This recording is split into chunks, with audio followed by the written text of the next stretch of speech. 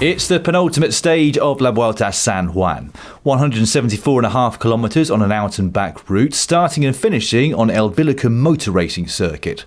There were two categorised climbs either side of the turn in the middle of the stage, two intermediate sprints and then a long drag back up to the motor racing track to the finish. Don't forget to subscribe to G10 Racing if you haven't done so already. There's a button to click on just below this video for that. And next to that, there's a bell icon. Clicking that will mean you are notified every time we go live with a race or upload a highlights video. It was the smallest breakaway of the road stages so far that went up the road early in the stage. Jurado of the Panama national team, along with Stonyik and Aaron Buru. And it was the Panama rider who took the first intermediate sprint of the day, and indeed the first of the two climbs. Back in the bunch, and a number of riders were doused with a bucket of water for some reason, but there was also a close call for Remco Evenepoel, who just about managed to hold it up after getting it a bit wrong trying to cross the cat's eyes in the centre of the road. The break was caught with a whopping 85k still to go, unusual tactics from the sprinters teams who usually like to leave them out there as long as possible. Soon after, Sevilla took maximum points at the second KO of the day, but seeing him gesticulate behind himself soon after makes me think there was another tactic his team was supposed to be playing out. The speeds in the peloton increased significantly after that, enough to see a few groups dropped off the back, but not enough to cause any splits amongst the favourites, who were all remaining vigilant at front. None more so in fact than Evenepoel, probably still sore from getting caught out yesterday.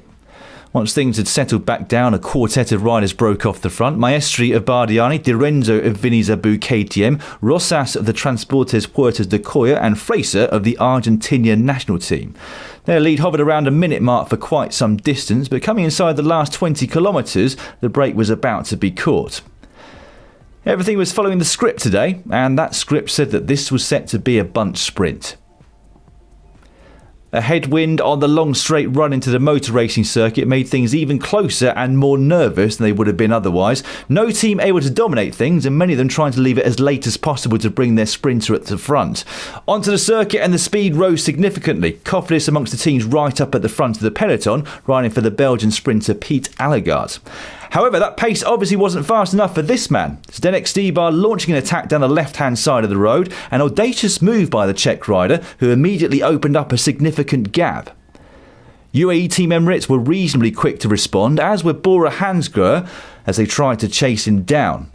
However, try as they might, they had no answer to the might of Stybar, who managed to cling on to take his first victory and Deceuninck Quickstep's fourth of the season so far. An absolutely brilliant move by Stybar to take the win here today. That's your top 10. Milano thumping the bars in frustration at finishing second for UAE Team Emirates. Barbier, Belletti and Os rounding out the top 5. Remco Evenepoel is still at the top of the GC standings in front of Filippo Ganna and Oscar Sevilla. In fact, the only change in the top 10 is that Nelson Oliveira has slipped out of it. We'll be back tomorrow for highlights of the final stage. See you then.